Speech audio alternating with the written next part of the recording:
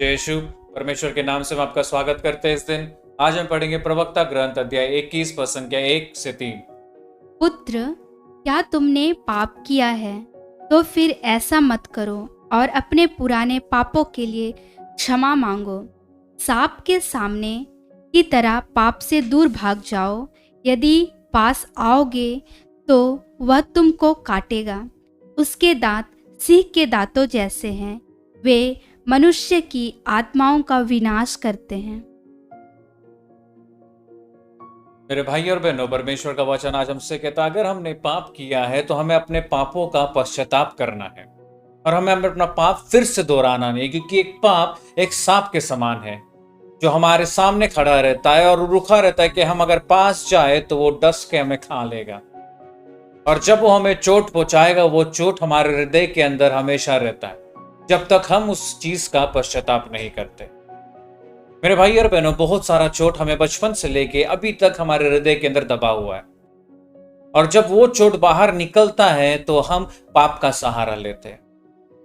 बहुत सारे व्यक्ति को हमने देखा रहेगा कि जब वो शराब पीते हैं तो अपने बीते हुए कल के बारे में बात करते हैं और उसके बारे में रोते हैं। क्यों? क्योंकि वो अभी तक अपने बीते हुए कल को नहीं भूले हैं।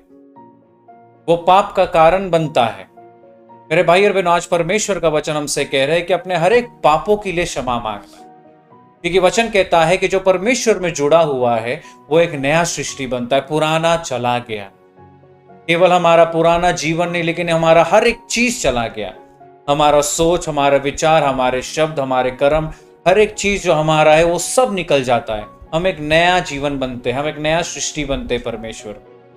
और आज हमें वचन वो याद दिला रहे कि अगर पाप हुआ है तो उन पापों का क्षमा मांगना है और वो पापों से हमें उठकर बाहर निकलना है, उसके पास गिरना नहीं है। बहुत सारे लोग को हम मिलते हैं, कहते हैं अरे वो पाप तो हमने बहुत साल पहले किया था, रहने दो, सो क्या पाप स्वीकार करके फायदा नहीं है। लेकिन मेरे भाई और बहनों, एक छोटा सा पाप भी पाप कहलाता है। बहुत सारे लोग से हमने देखा और कहा भी, उन लोग से हमसे कहा भी है कि ब्रदर हम पाप स्वीकार में जाते हैं, लेकिन वो सब पाप हम छुपा देते, बोल के फायदा नहीं है। मेरे भाई और बहनों, हर एक पाप हमें बोलना है, हमें एक पाप कबूल करना है, क्योंकि जब हम हर एक चीज कबूल करते हैं तभी जाकर हम उस चीज के ऊपर परमेश्वर की दया पाते और तब हम एक नया सृष्टि कहलाते। आज मेरे भाई और बहनों, परमेश्वर हमसे कह रहा है, अगर हमने कोई भी पाप छुपाया है या कोई भी पाप आज तक हमने स्वीकार नहीं किया है, वचन कहता है कि हर एक चीज को स्वीकारो और फिर से वो पाप ना करो। क्योंकि हमारे जीवन में वो चोट जो हमारा पाप का कारण है, वो बीमारी हो सकता है, वो दुख हो सकता है, पैसे की कमी हो सकता है, काम होते होते रुक जाता है। क्यों? क्योंकि हमने अभी तक बहुत सारे पापों को स्वीकारा नहीं है। हर एक पाप को स्वीकारिए मेरे भाई और बहनों, और परमेश्वर की दया अपने जीवन में देखिए। इस समय हम अपने आंखों को बंद रखकर अपना पूरा ध्यान परमेश्वर की ओर लगाएंगे। हे पिता परमेश्वर, इस दिन के लिए धन्यवाद देते, सुंदर वचन के लिए हम धन्यवाद देते हैं। हम धन्यवाद देते हैं परमेश्वर की तरह वचन कहता है कि हमें हर एक पाप को कबूल करना है, क्योंकि हर एक पाप परमेश्वर एक सांप के समान है। अगर हम उसके नजदीक जाते हैं वो हमें डस लेता है।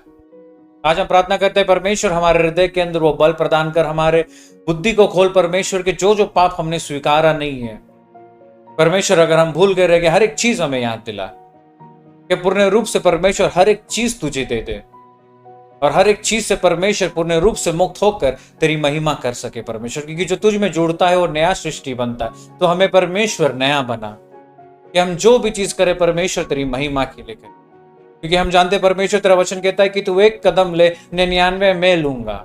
तो परमेश्वर तेरी करुणा दे कि हम वो एक कदम ले सके, पाप से निकल कर तेरी भलाई की ओर, तेरी करुणा की ओर, तेरे दया की ओर।